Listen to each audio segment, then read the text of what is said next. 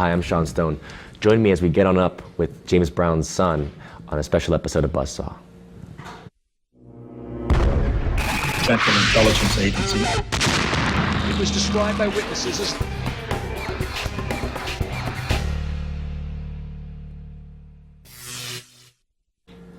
Daryl Brown is not only the son of James Brown, the most electrifying and hardest working man in show business who passed away a few years ago and now has a feature film, Get On Up, based on his life story. But Daryl Brown is also a musician in his own right and has come out with a book called Inside the Godfather, which is very insightful and I highly recommend the reading. And so based on my reading of this book, I'm asking Daryl to join me and now get into some of the juicier bits, because you got a lot of stories in here that obviously they conflict with some of the stuff that was shown to us in Get On Up, that movie. Right. And I guess I'll get into it, starting out with Get On Up, because the opening of that film is set when your father was arrested in the late 80s, and there was an incident apparently where the film portrays it as your father shooting off a shotgun and then having a high-speed chase. Let me clear that up. Yes. What happened was, he got up that morning to come to his office, which was in Augusta, Georgia. It was off of Wheeler Road. Not Wheeler Road, Stephen Creek Road, okay? And what happened was, man, he walked into his office, and see, he shared the bathroom with another office. Right. Okay? But when he walked in, the door that you go to the bathroom was open, and nobody was in there. And plus he had a safe in there, so he didn't know whether he was getting ripped off or not. So he went back in the truck. Now in Georgia, you can have a shotgun, or you can have a pistol, but it cannot be concealed. A pistol has to be on the dash. Right. Shotgun has to be in the rack. Okay. So when he went inside. Now let me tell you something about that shotgun. That shotgun didn't even shoot. Didn't shoot. You can use it as a walking stick, just to scare somebody. Right. So he went back and got the shotgun, okay, because he walked into the office and he seen his door open. What would you do? I mean, you would think, when you left, you want to defend your exactly. So when he went inside, he checking the doors, like the men's stall, the women. When he hits the woman's stall, the woman's in there and she's on the toilet. She's there, right? I can say toilet, right? You can say whatever you want. This is but not anyway, public. This beautiful. is not Listen, cable but TV. The thing about it was, and she was still scared. She was shocked, and and it was James Brown. Okay, now everybody knew James Brown down in Augusta, Georgia. So he said, "Oh, excuse me, ma'am," but he closed it back. He said, "Who got to talk to her?" I said, "Because my door is open." So he went over to where they was having a conference at. The office that he shared, they shared the bathroom, and let them know, look, my door is open. This is the reason why I'm doing what I'm doing, because it shouldn't be open. All right. So in the meantime, he laid the shotgun down on the floor. Like you take a shotgun and just lay it up against the doors. And he was telling them, why he, did what he did. He never shot because the gun it doesn't shoot. Right. It doesn't even have a pin in it. So it never discharged. It never discharged, right? So. Well, you need to make a movie exciting. Open with a gunshot. Right? So anyway, when he got ready to leave after he explained, he said, "Sorry, Mr. Brown, we didn't, because your door." They never really got to the point why the door was open. But he was getting ready to go. He said, "Okay, I apologize." They apologized to him. The door was open, and when he was getting ready to leave, the lady says, "No, matter of fact, he left his gun there." Because he walked out, and the lady said, "Oh, Mr. Brown, you're leaving your rifle here." Oh, he said, "Oh, I'm sorry, ma'am." He leaves. He gets ready to go. Well, by the time that all happens, somebody had called the police and everything. So he gets over to South Carolina. If you notice, in Augusta and South Carolina on the Savannah River, you're only like 3 minutes from it takes you 3 minutes to get across. Right, it's right on the border. Now you got North Augusta cops. Because the word is out, James Brown he shot gun. All this craziness is going on. So he takes the first exit, and there's all these North Augusta cops, which is North Augusta, South Carolina. In the meantime, he's driving. They're all behind him, look like OJ, Slow speech. And I'm gonna show you where that's funny at, where he was doing slow pace, maybe 40 miles or 35 miles an hour. Okay, and he's actually waving at people. You know, like everybody's seeing James Brown, he's waving at him. Okay, and I'm gonna tell you why he was doing that. So Officer Danning hears this on the radio. Now, Officer Danning was a sheriff, and sheriff had full jurisdiction over all South Carolina State Police does. So he noticed, he hears this stuff on there. So he gets in his car, he heads on over there, and yet there was North Augusta cops and everything. He's like, what's going on? Because he knew it was my father. So he pulled ahead of them and until my father noticed him, and he said, hey, you know, pull over, Mr. Brown. You know, let's talk. And he said, no problem. He pulls over. When he pulls him over, my father slides over to the passenger side, and Officer Danny gets in the driver's side, and they're talking. They're just talking. He said about 5 minutes went by. I forget what he told me. About 5 minutes went by, and he says, this officer, North Augusta cop, all white cops, came over, and he had one of those the flashlight, and he breaks the window on my father's side. Right. And that's when all hell breaks loose. Now, you got an officer sitting in the driver's side, and they coming up there, breaking windows out, shooting the tires out. Okay?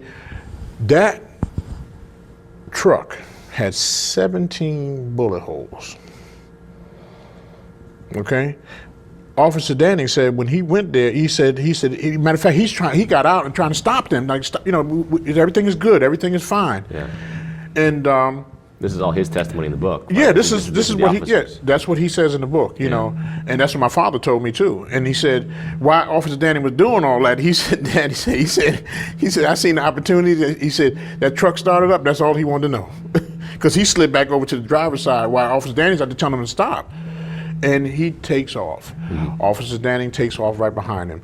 And from that point on, okay, reason why he went back in Augusta, because he wanted to get around people, because if they want to kill him, he would have some witnesses. Right. They were trying to kill him. They were trying to kill James Brown at that point. If you know about the South or South Carolina, they would kill you. You know, Little Richard mentioned something about that when they did an interview with Little Richard. He told me, he said, James Brown know about the South. They were going to kill him. That's why he took off. But he got back to Augusta. It was a very peaceful ending. Okay, he went straight to the police station, which everything started in Augusta. Okay, he went straight to the police station. Officer Danning stayed there with him, excuse me, so that, you know, make sure everything was all right, and it was peaceful. So you think the motivation, also you have Tommy Ray, James's later wife, talking about hearing South Carolina cops basically, because Tommy Ray was that happened a couple times. Right? Not only that happened to Adrian too. But she heard cops saying basically, you know, we're going to kill your husband. We want to kill and you. Right. You know. And so this is based just on racism and jealousy of the fact that here's a black man who's wealthy and successful. Exactly. You know, and we're talking about 1988. So. Well, to this day, we've seen it. We see it. We see the same thing. We're seeing it in Missouri right now. Right. But in terms of the end of your father's life, you know, you do also point out in the book that there is some suspicion of not being a natural cause of death. There was an investigator, and I don't know, everybody knows this guy. His name is Matt Birkbeck. He investigates all celebrities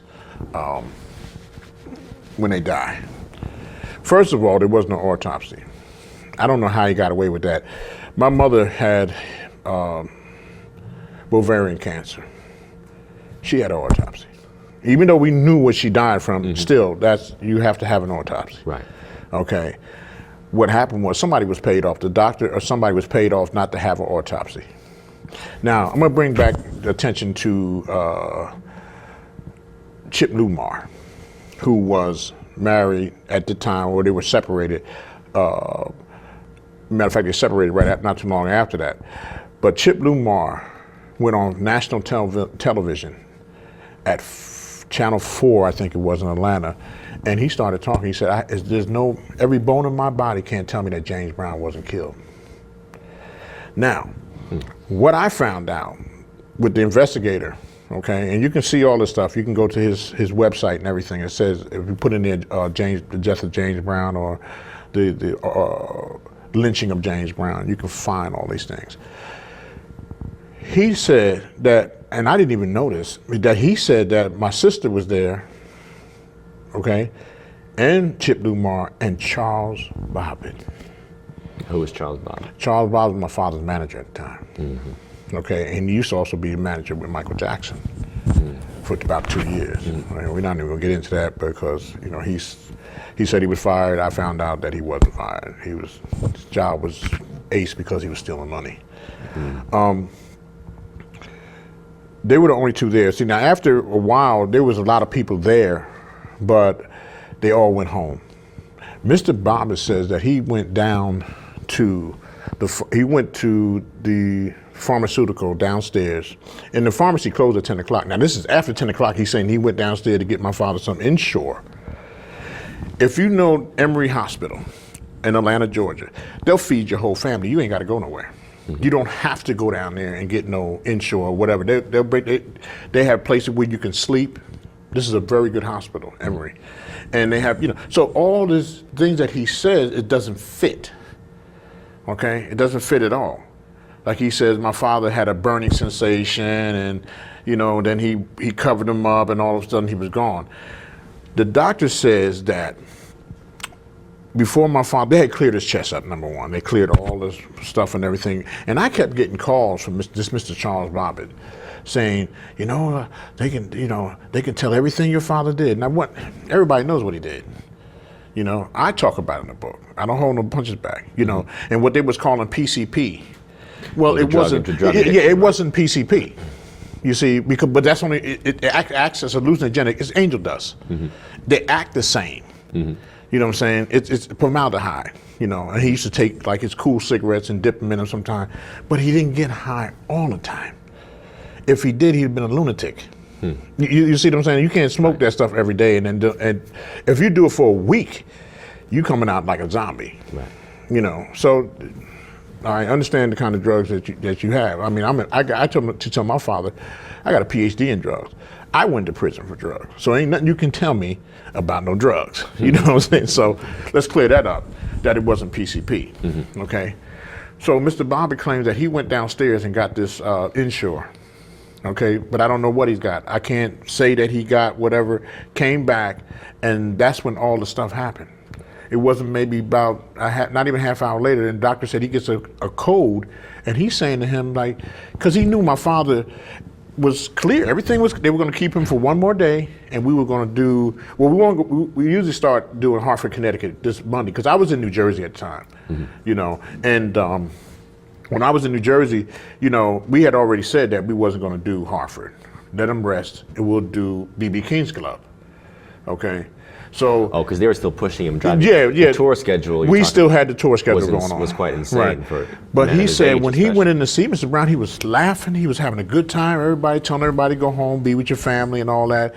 His skin appearance, like you see here, his skin appearance was, he had his color. Yeah. He said he came back in the room, he was gray. All of a sudden, So that was no congested heart failure. That had nothing to do with congested heart failure. My thing is, he was poisoned. When Chip Lumar went on television and said that, 3 or 4 days later, he was dead. Lumar. He was dead. Wow.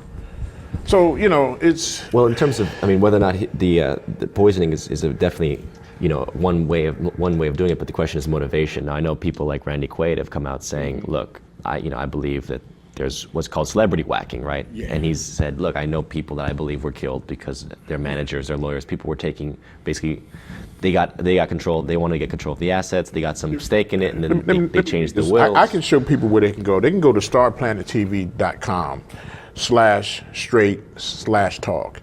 That's Matt, the investigator, and has it all there. Starplanettv.com. Yeah, and you can get everything, man. Yeah. Everything because he did the investigation. He said my father was poisoned. But so the motivation would be what? Accessing to the wills, the properties. Who? Well, the who wills, the properties, the I Feel Good trust, because most of the money that he was leaving was going to underprivileged children. You had to kill that trust in order for anybody to get anything. So the trust was killed. You see, automatically. So, and you know, the whole process of what we're going through. Who had the access? Who had the power to kill the trust? Well, listen, the power. What I found out is that when they put in the will, okay, in the probate court, nobody never signed it. They gave it to him, but nobody never signed that will. I mean, and see, that was a problem. They gave him free reign, North Carolina AG's office, to just take money. And what I found out through the years of centuries, that's a thing about South Carolina. You know, they create all these illusional things that you did, and then they'll take your money. They've been doing it for centuries. Mm-hmm. You know, and it needs to be known. As a state. Yeah, as a state, you know. And because plus what they seen was, you know, my sisters and them had one agenda. Matter of fact, that was the ones that sued him. Your sister? Yes. Deanna Brown and Yama Brown sued him for a song they claimed they wrote when she was 1 year old and Deanna was 5. Called Get Up Off of That Thing. And what he used to do was put your name on it for tax purposes. Mm-hmm. You know, well, they sued him. So he was never really recovered from that. You know. Well, the lawsuit of his own daughters. Own daughters, and also man. the death of his first son, right? It was Teddy. Was the firstborn. It was Teddy. So that really took him from. And see, that's why me and him was so close, because I played my father for 8 years, and he pretty much, you know, hit me to a lot of things. You know, so that I'm sure he gave you a lot of insight into how the music industry works and how, you know, a lot of people talk about the corruption of it. Matter of fact, it's funny that you say that, because that, you know, I step lightly in that. You know, I watch out for one to be fame and fortune. Mm-hmm. You know, you pay for that. Mm-hmm. You see, and that's not the person that really, you know, what I want to do is just be able to play my music, get it out. I don't care if I don't sell a million seller. Right. You know, I was talking to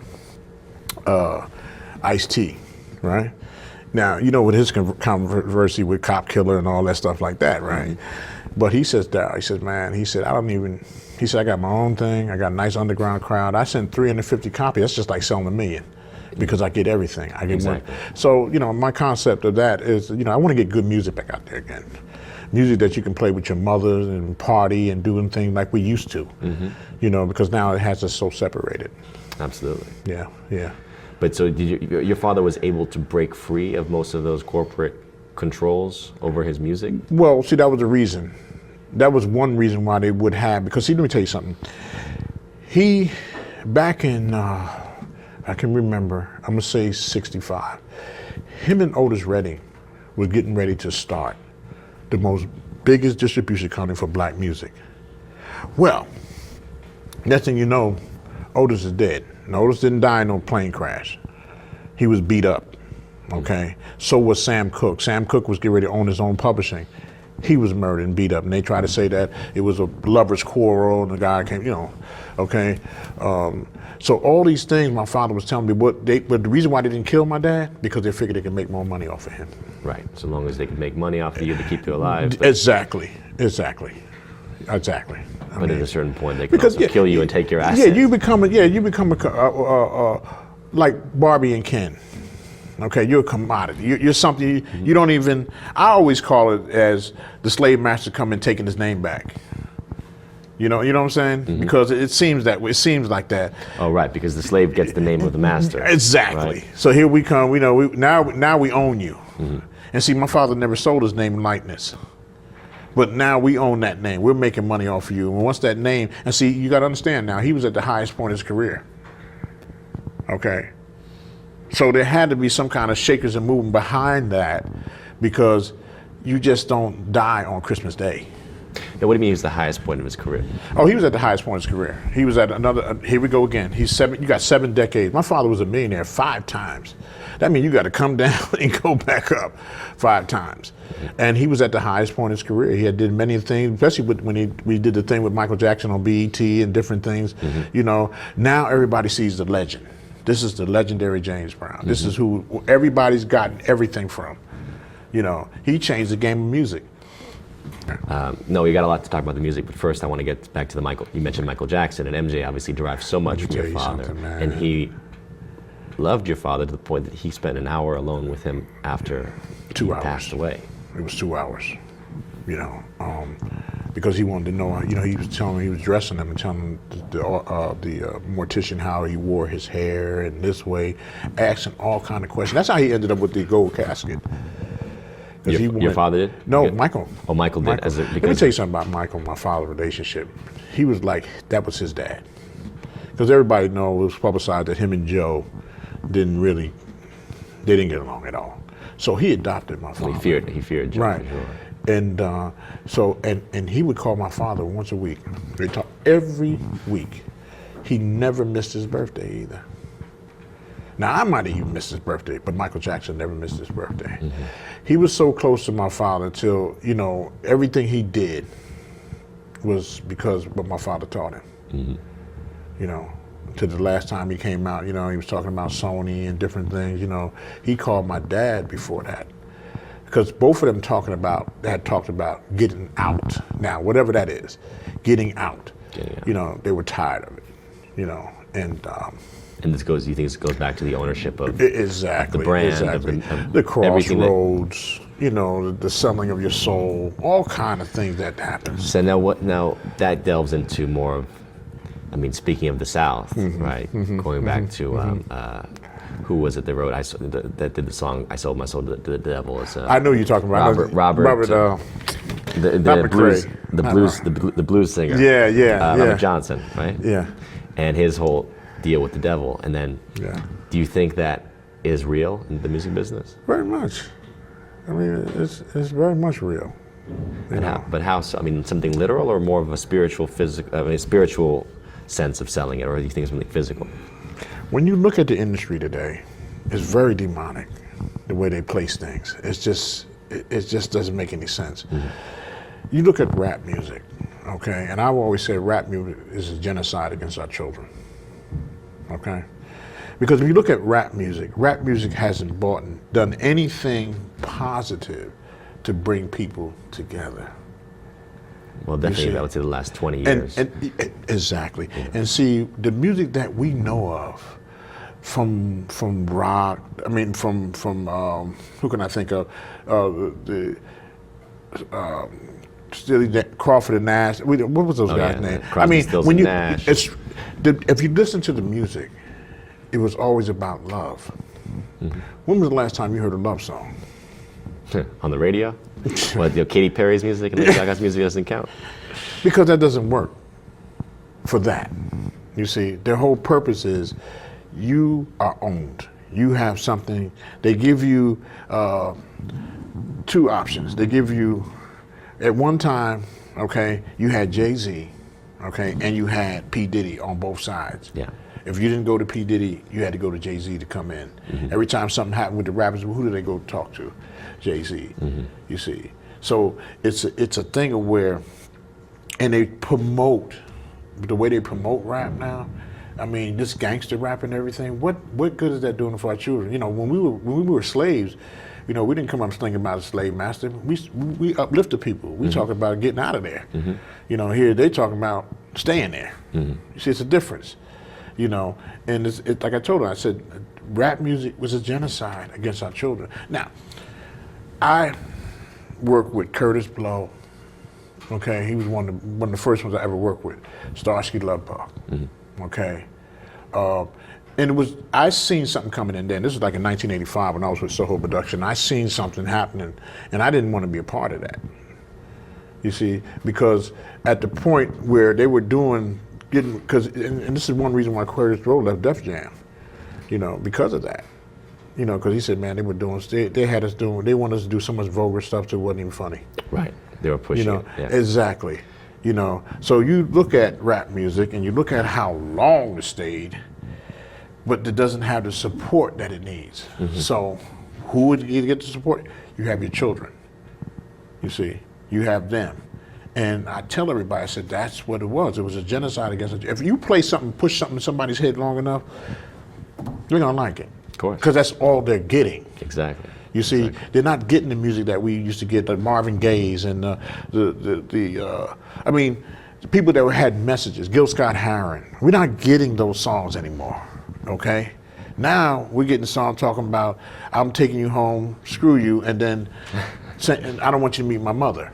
You know what I'm saying? I just want to screw you. Yeah. There it is. You know, If it's even that literate, to be honest, I think we're now, at the point and where I there's tell not you, even. Tupac, I love Tupac, and I'm gonna tell you why.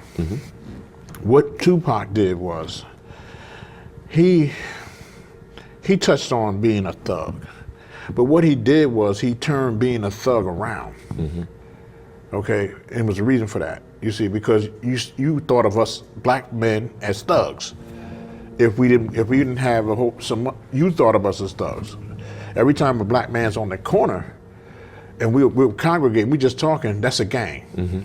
You see, but if you take your whites and they're talking, that's a club. But Tupac was very clearly coming but from he was- Mutulu Shakur's exactly. trajectory of how do we actually use hip hop as an organizational As an tool, organization. going back to the Black And I Panthers. love, you know, when I before. really, that was my man. Yeah. You know, that was my man. But then you think about why he was taken out, Yeah. exercised from this Yeah. from the game, because, you know, people like your father and Jackson understood it. It's like you cannot go against that structure Exactly. and hope to survive unless you're completely underground. Exactly. You see, but see, he had made it 7 decades. He made it through that. He beat him. Listen, if you look at the business of music when they first wrote the book, he was the one that really changed it because they didn't want nobody to come along doing it like he did it. So anything that was in there showing you how, they made it contradict itself. You understand what I'm saying? It created, because see, my father did a lot of things in the industry that nobody never did. You know, you look at the first contract, one of the big contract was done by Joe Katz. I love Joe Katz to this day. That he got from my father. That's who put Joe Katz on the map. But he went to Polygram. He got my father a plane, all the money. I mean, that was the most biggest, and nobody never thought that he would leave King Records. Your father. Yeah, because he'd been with King Records forever. But that he couldn't put, and that was Joe Katz who brought that to Polygram in here. Right. And James Brown together. But also, as far as what he did to music, you know, it's interesting that one scene I love in Get On Up is when he's basically telling everyone, he's teaching all his musicians, he's saying, look, you think that's a guitar, it's not, it's a drum. You think that's a piano, it's a drum. It's about the heartbeat, right, and the rhythms, and that takes you back to the original essence of what became, what was anyway called, you know what they discovered? Budan, what was called, you know, West African, you know, exactly, ethnic music. It was basically that whole issue of the drumming, the beating of when the he heart. really, and see, when he changed the game, like okay, Papa's Got a Brand New Bag was fast. When he first cut it, it was so fast. It was just, you know, it was more or less not emphasizing what we call the one. It was just running, right? What happened was he cut that song in Florida, Miami, and he went back to the hotel room. And you know how I used to, you know, I don't know how old you are, but we used to play with the 45 and the 33 and the third. And he slowed it down. And he said, that's it. He went back and recut the song slower. And, you know, that's why you got, See, so just like the game of basketball, where Will Chamberlain changed the game of basketball, but the basketball ever be 10 feet, it's always going to be where we needed to be in the beginning. And he got the rhythms from going to Africa, you see, because now you got, but see, what we do, we emphasize the one.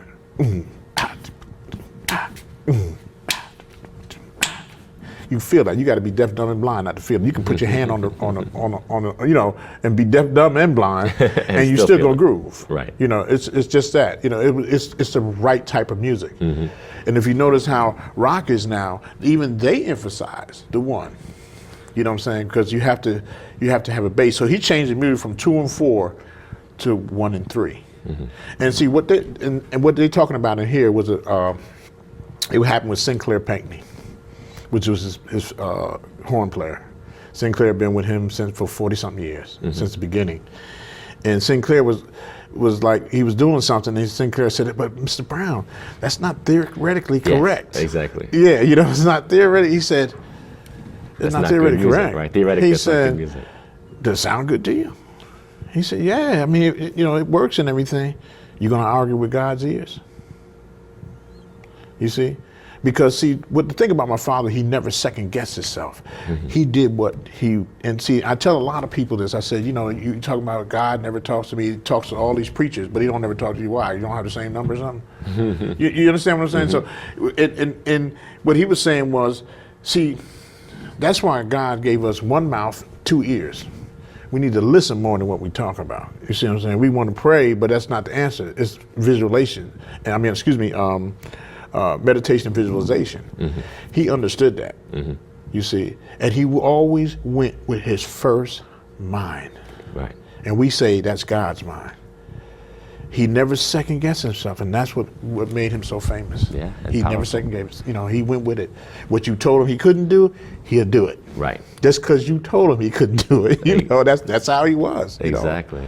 And then even to the end, there's an interesting note. I guess not tidbit really, but it's I don't know what theory this is. It goes back to the Egyptians and the pharaohs when your father basically said when he passed away he wanted to have himself put in basically in a way with the casket with the cell phone. That is very deep. That's with the camera on him, basically the camera on knowing him, that he would cell phone so he can call you when you wake up. That he would wake up from death. Things of that nature. The understanding of that is that when we pass over, see the real us, we never die. Mm-hmm. See, what society's got us thinking, once we dead, do everything while you can be alive, and then you just die and you fizzle away. That doesn't work like that. Mm-hmm. Okay? You come back many times, and you do many things. You come back for different, I don't know if I even asked a question of my spiritual advisor, which is Dr. Larry Darenberg. We call him Brother Amun. I've asked him many times about even coming back as an animal. I didn't even know you can do that too. You have the choice, but we have a thing called will. Mm-hmm. Okay, and we have that will. Even when we go to heaven, we have the will to do whatever we want, and that's the gift that the Most High gives us. That's the gift. So he understood that. He didn't know it as far as I did, but what he did, the drive and the way he was driven, he paid attention to the first mind. And as long as you do that, you're going to always be successful. See, we lose out when we second guess ourselves. Mm-hmm. Then we're done. That's done. Now we're not going to do it. Well, maybe I should have did it. That's, oh boy. No, it resonates. It definitely resonates. When you decided to do this, right? That was your first mind. You didn't second guess. You went and you did it. You see? Yeah, what we call intuition. Yes. But the question is just: did your father have this idea about being entombed that way because he believed he would return to the same body? Is that the idea? Because obviously reincarnation, he wanted to return to that same body. Well, he thought that death was more or less a deep sleep. That's what he thought it was. So he'd like to be like he wanted to be like Disney, basically, almost like cryogenically frozen. Yeah, that type of thing. Right, but that wasn't done. But when he told me that, I kind of laughed at the it was funny, man, because I had to really, when he said it, I had to say, well, I want to say, Dad, it's not done that way. You're gonna come back, but you're not gonna come back as in the same body. Yeah, the same body and everything. That'd be like a zombie. Because you need a new body, man. You need a new car. You know what I'm saying? This is your chance to get your new car. You said, no, I want the same car. Yeah. And everything gets old. Right. And that goes right back to the earth. So. But it was funny because he really did. He wanted to just have a camera on him, cell phone, so when he wake up, he can call you and say, okay, come get me. So he definitely, he knew something about immortality, but he didn't know, because I've done the research on everything, Mm-hmm. But he didn't, see, the thing about my father was, in 1933 when he was born, all right, he was born dead with a veil over his eyes. Okay, now, the old people tell us, our ancestors tell us that if you have a veil over your eyes, you're psychic. Mm-hmm. Well, I have a lot from things that he told me that happened 8 years later. Okay, and one of the things I tell everybody is about the cell phones. He said this was like this is when the cell phones first came out.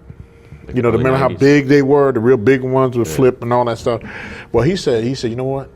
So they're going to be able to come into my show, download it, and send it everywhere. He was talking about the cell phone. He's seen it, but it was like John, the Revelations, when John seen all these things, but he was seeing more or less, he was seeing jets, but he was calling them birds. Mm-hmm. With different, so it was like that. Of course, the language, we missed the because language. you got to understand where he was, and he's seeing all this stuff. But it looks like birds with wings. He said, and they're going to have teeth. What he was looking at was, and then our jets and everything back in even World War II, World War I, they were painted with teeth. Yeah. But he's seen these things, and that's the same thing with my father. And I try to show everybody in that book, because that book is a testimony that James Brown, was something divine about him. Okay? Because he used to say to me, he said, son, I don't know why God used me. Right. You know, why does he use me? You know, and sometimes you can become self-destructive because you don't think you deserve it. See, all he wanted to do when he first started doing was make a living. He didn't really want to be that famous. But once he was pushed in that position, then he did what he had to do. You know, and he became great as a legend. Right. Because see, a lot of people think you got to be a legend to sell 1,000 records. No, that don't get it. You can sell millions of records, that doesn't get it. It's course. how you walk through life. Absolutely. It's what you do with your life. Because he followed his path, Exactly. and he was honest to who he was. And then that's right. And that's what made him genius, and unique. But then, when it comes to that thing about selling the souls, so you don't think your father sold his soul? Or was I do. In a certain sense. He told me, you know, yeah, a certain time, you know. But his concept was, well, hell, God made the devil, so sooner or later the devil gonna go back to God anyway. And he was right about that. That's true. That's true. But what was the deal? Like, what did he say was the deal? He just said he went to the crossroads. That's it. He said, don't go to, he said, don't do that. He said, whatever you do, stay off the, you know, So because he paid dear. crossroads. Yeah, because it was such a fight, you know, because by this time, you know, I tell you a good thing to watch is that BMW commercial. Was it hit? He was in? He was in his BMW with the little car and everything. It's called Racing with the Devil. Oh, really? If you ever see it, it's on YouTube, you know, and it tells you a lot, you know. Well, I'll tell you, do you think, I mean, from looking at a lot of these things that occur when there's someone who attains a level of fame and then all of a sudden someone very close to them is taken, do you think that Teddy's lot. death was a consequence of that Yeah, deal? yeah. And he knew it. Yeah, you know it. You know, and that to me can, you know, I mean, we all were close. Teddy and I went to private school together in Fort Lauderdale, Florida, and I moved with my father when I was 9 years old. And it was really hard for me because I had lived with my father up until 1972. Then I went back to New Jersey, and I remember my mother called me and told me, she said, Daryl, she said, Teddy called me. And he was going to come and get you, but only he said he forgot. He said, but dang, he said, this was on a Thursday or something. He said, you know, you gotta go to school. So he said, well, what I do is when I come back down, can I pick him up and stay with me a couple of days? She said, sure. So he never made it. So we, you know, me and Teddy were very close. And he was murdered. He had just died in a car. No, he didn't In the just film, die they in a car. portray it like he just died in a car accident. Yeah, well, that's Hollywood, you know. But he didn't die in a car. He was actually shot, gangland style.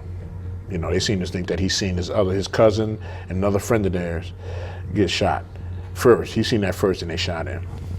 So my father seemed to think that it was Ku Klux Klan because they had white women in the car. One of his girlfriends, she's from upstate New York. I forget where she was from. So basically, Teddy and his, who was it? You said cousins? Cousin. One was his cousin, and one was a friend of theirs from Right. Toccoa, Georgia. So 3 black guys. Yeah, with white women. But this is Yeah. in Canada, in the 80s. Yeah, and this is on the. They were going to Toronto. They were on their way to Toronto, and that's when that happened. I tend to think my theory was sacrifice. Yeah. And we've seen it before. A lot of people's sons, firstborn sons especially. You know, I have my theory about the guy that played in, you know, it's sad, but he played in, what's that movie where they had the race cars? There's a lot. Speed or one of them. What was his name, man? Talking about, you talking about Keanu or no? I think it was him. Or Swayze? No, talking about Keanu Reeves? Yeah. Okay, that was really, it was weird the way he just died. Who?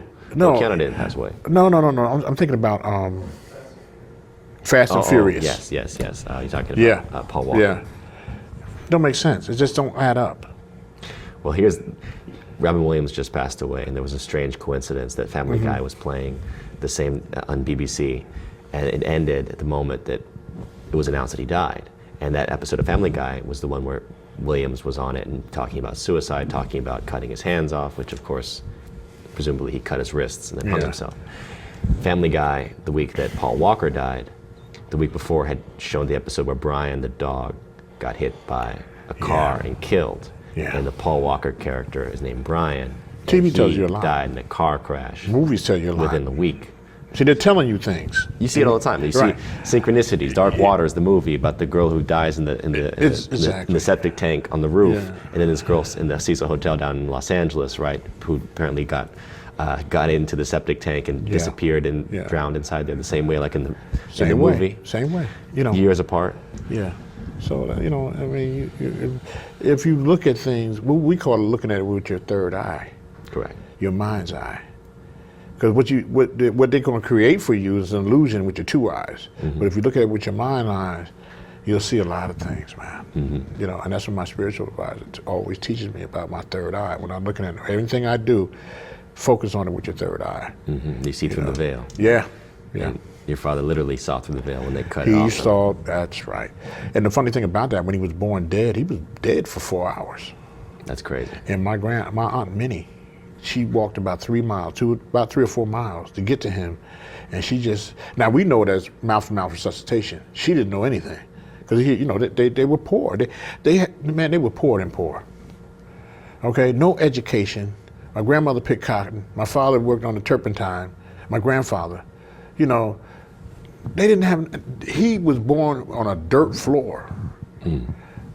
Nothing on the, nothing. When she dropped my father, she dropped him right there. Right. You see? And in the book, that's why I'm showing people how, where it was something divine about him. Because the adversity that he made it through, an average child would never make it through that. You see what I'm saying? Because he was born, my grandfather, and matter of fact, in the movie shows my grandmother leaving him, right? My grandmother didn't leave him. My grandfather and my grandmother got into an argument. They were drinking. That corn liquor and white, if you know how that stuff is, because my father gave me a drink at one shot, I didn't leave his house for 3 hours. Oh yeah, it smelled like witch hazel, and my grandfather, see back then in slavery, black women and black men, if you didn't beat on her or something like that, and this is backwards thinking, if you didn't beat on her, she thought there was no love there. You see what I'm saying? Yeah. So that's what they got drunk, they were arguing about something, he pulls out the gun. She picks him up, starts running. No shoes, no nothing, just running down a dirt road, running, and he's shooting at her. Yeah. My theory is that he was shooting at her because my grandfather was a good shot, man. Just like Daddy was. He was a hell of a, he could shoot, man. Skeet shooting, oh, that ain't nothing for him. You see, and Pop was the same way. And she went to run and he was shooting at her. And she said, oh my God, he's gonna hit Junior. So she turned around with tears in her eyes and put him down and kept on going. And I always used to try to, I met her in '69, actually. And she was living in Brooklyn, New York. Yeah. And I used to try to tease her because, they had their problems. When she came to the Apollo Theater at that time and he didn't want to see her and everything, I was there. Now, the way the movie depicts it, he tells her, I don't want you to know me, or don't want you to be proud of me, I don't want to know nothing. First of all, okay, we was told to make sure that she was gonna be okay, let her see the show, and take her to a car. So I don't know where all this other rap came from, what he said or whatever. That's the way the movie depicts it. The movie depicts her leaving with a suitcase and a hat on, looking like church. They got to dramatize it, obviously. Yeah. But they do say your father took care of her. Yeah, he took care of her. He took care of her. Matter of fact, she lived with him for a little while. Yeah. And well, the film doesn't go into that because then it ruins the dramatic turn of it. Yeah. But no. But obviously you're talking about the Southern influence of things like voodoo. I mean, in the book they mentioned roots. Yeah, roots. People having roots put on them, spells, right? Black magic, this kind of stuff. Right. So your father was very sensitive to these kind of. Not only that, my grandmother was, and my grandfather, they were something else. Yeah. See, because they knew how to do all that stuff. My grandmother give you something, boy. She said, cold, like just a common cold, you never have the cold again.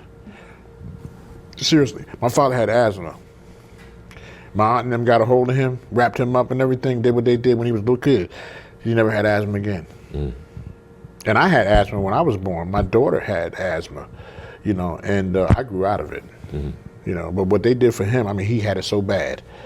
And like, you know, you got to look at it, they don't have hospitals. They didn't have, you know, the medical stuff that we have today. Right. We take it for And, granted. you know, we use natural herbs, you know, and you'd be surprised what you can do with natural herbs, because if they really wanted cancer to go, they can alkaline their blood. Just all it takes is the cleansing of the blood. You diabetes, everything will go away. So maybe this is a sensitive question, but did you ever try to contact your father or communicate with him after he passed? My father came to me a few times. One time we was in his, the Rolls Royce that he had. He had a 1978 Rolls Royce, and he always has blue on. Now, in the dream world, the spiritual world, you don't move your lips. You just communicate. Yeah, you communicate. And he was just laughing at me, telling me, "Now you got it. Now you see what I'm going. I used to go through." And he was just happy because he was happy where he was. You know, it is funny too, because if you see people that, and there are many people out here that talk to the other side. Okay, and you never hear them say, "Tell everybody I'm okay and tell it wasn't their fault and everything, and I miss you," or "I can't wait to come back." You know, they always just let everybody know I'm okay. You know what I'm saying? Yeah. And I don't want to come back. You know, seriously. I mean, you look at everybody, they never want to come back. Right. But they want everybody to know that they're okay. They didn't blame them for nothing, all that stuff like that. And I'll see you when you get here, because I'm not coming back. You know, and that's real, man. That's real. Yeah. You know, and I'm very sensitive to the spiritual world. Yeah. And things that go on. Yeah. So you think he's outgrown the idea of coming back to that body? Well, you know, sometimes now, and that's funny too, because sometimes, you know, well, the idea of coming back to the body is not, because what happens is you don't lose that much. The body is physical. Spirituality is a whole nother thing. That's the real you. Yeah. You see what I'm saying? That's the person that lights that body up to 98 degrees, that light that shines within. That's the real you. You see, and he knew that, so he don't want to know. He don't, because sometimes you got a lot of spirits. They want to come back. They want to come back, and it's sad. They want to get right back in that body, even if maggots are crawling on it. Right. You know, but not me. I don't think I want to. I'm no part of that. But no, I wouldn't think that, because he's still James Brown wherever he's at. He's still doing the thing. The one and only. Still doing this thing, man. And see, many times through my journeys, he knows what I'm doing. It's funny because I wrote that book. He had told me about that book. He said, "Son, I know you're gonna write a book." He said, "But do it when I'm gone." He said, "Because your book gonna be better than mine." You know, and that's what I did. You know, that's what I did. Absolutely. You know, because he knew I was gonna tell the truth. Because you can't tell half the truth. It's not the truth. Yeah. You know, and I struggle with that now. And I feel like you got more to say and more to do as a musician and a poet. I have, and yeah. You got a lot ahead of you. I have a lot, man. So. My job is not done. What's the best way for people to follow you? You can go on my Facebook. That's the best way to follow me. I have another. I have a website called James Brown Son. And matter of fact, I have a Like Me. So Facebook is about the best to follow me. You can go to James Brown Son also, and I have a few things up there. Okay. So Daryl Brown on Facebook? Daryl Brown on Facebook, man. Anybody can come see me. And Inside the Godfather, that's your book, man. It's worth reading. It really provokes a lot of questions. I mean, it's number one at Amazon. We're number one in Ethics. We've been number one in Ethics since the day the book came out, as of August 1st. We've been number one. That's fantastic. And like I said, I'm happy with Waldorf Publishing, Barbara Terry. She's been, man. We've been on this grueling tour. You know, but we had a purpose. Yeah. We knew that we needed to, and I'm just blessed to have her. I'm blessed that I did get a chance to get what I need, because I said that book is a testimony. It's not to put James Brown up here, but it's to see everybody to see that there's a little James Brown in all of us. Of course. You see the real man. What you're doing. You see the You real see what I'm man. saying? You put yourself in a position where your father's Oliver Stone, but yet you're doing something. You see what I'm saying? You're not relying on that. Right. You're making your own way, and that's how we were taught. Because when I used to be my father, I used to clean the yard, man.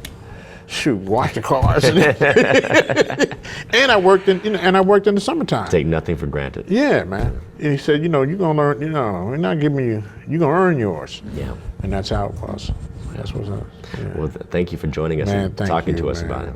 Yeah, I got some more. You don't want to talk some more? We got so much to say. We'll have to get Have you me back. I'll come back and we'll finish. to talk we'll, even more about yeah. other stuff. But I think we got a lot of really, we hit a lot of good points. All right. So I Okay. appreciate it. My man. Thank You you got for it, coming, man. man. Thank you. Absolutely. Yeah. Well, there you have it, folks. Inside the Godfather. Check it out. Get it on Amazon, and certainly recommend reading it, especially if you're going to watch Get On Up, because this will show you a different perspective. This is Sean Stone signing off.